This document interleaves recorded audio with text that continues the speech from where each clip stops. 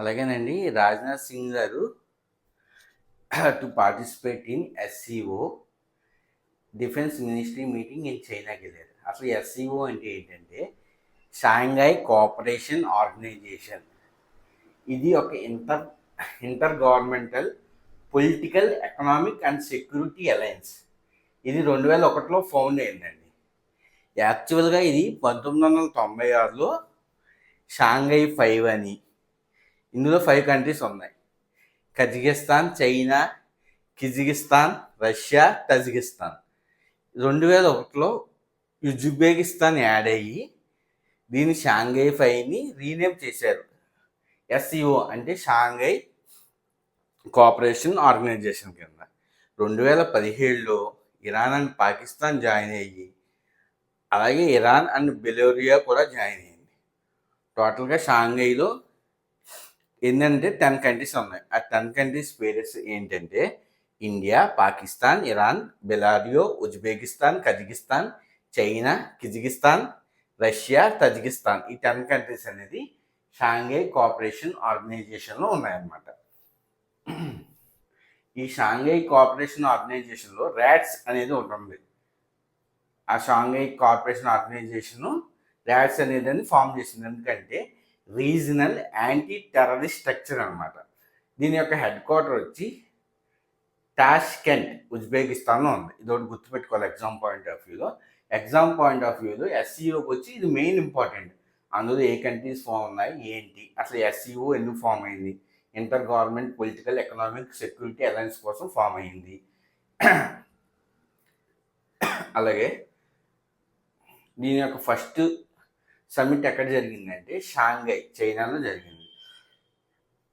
Next వచ్చేటప్పటికి bricks అనేది కూడా inter governmental informal grouping of 10 emergency economics in the world.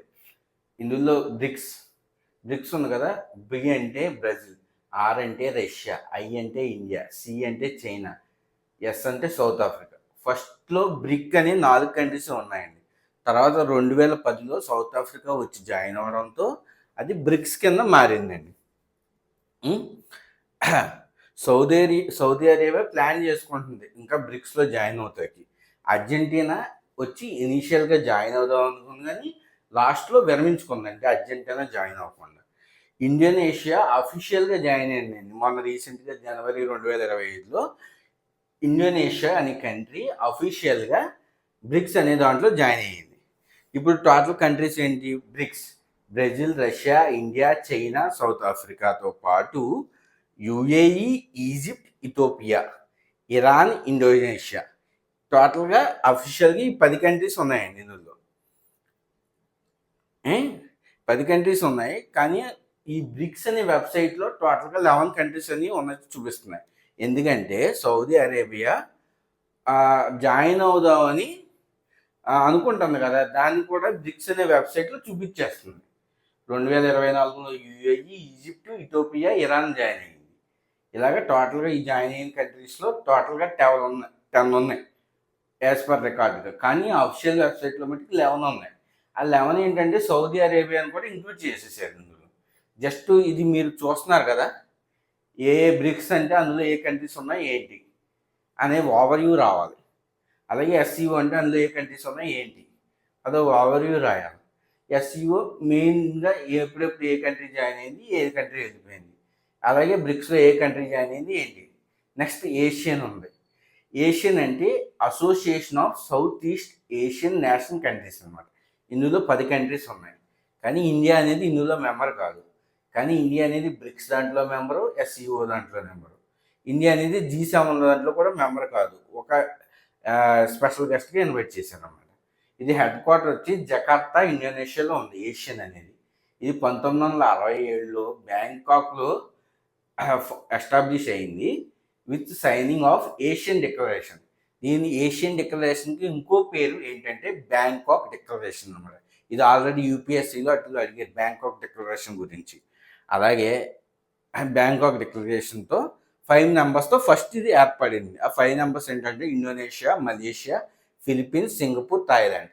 Next ఇందులో next వచ్చి ఒక 6 జాయిన్ అయినాయి అనమాట. Myanmar, Laos, Vietnam, Brunei Darussalam, Cambodia. ఈ ఐదు మొత్తం 10. ఇది ఏషియన్ అనేది మనకి ఎందుకు ఇంపార్టెంట్ అంటే మయన్మార్ ఉంది. మయన్మార్ నుంచి మనకి రెఫ్యూజీస్, మయన్మార్కి మనకి కాన్ఫ్లిక్ట్ ఉందండి. దానివల్ల మనకి ఇది ఏషియన్ అనేది ఇంపార్టెంట్. ఇది జస్ట్ ఎందుకంటే G7 సమిట్, అందులో ఇండియా మెంబర్ కాదు. అలాగే SCOలో ఇండియా మెంబరు, అలాగే బ్రిక్స్లో ఇండియా మెంబరు, అలాగే ఏషియన్ ఇందులో ఇండియా మెంబరు. ఇక్కడ ఏంటంటే మనం యూఎస్కి సపోర్ట్గా ఉంటే యూఎస్ ఏం చేస్తుంది, ఇజ్రాయెల్కి సపోర్ట్గా ఉంది. ఇజ్రాయెల్కి ఎగ్నెస్ట్గా ఏముంది, రష్యా ఉంది. అలాగే మనం రష్యాకి సపోర్ట్గా ఉంటే ఓకేనండి. ఇక్కడ వరకేనండి.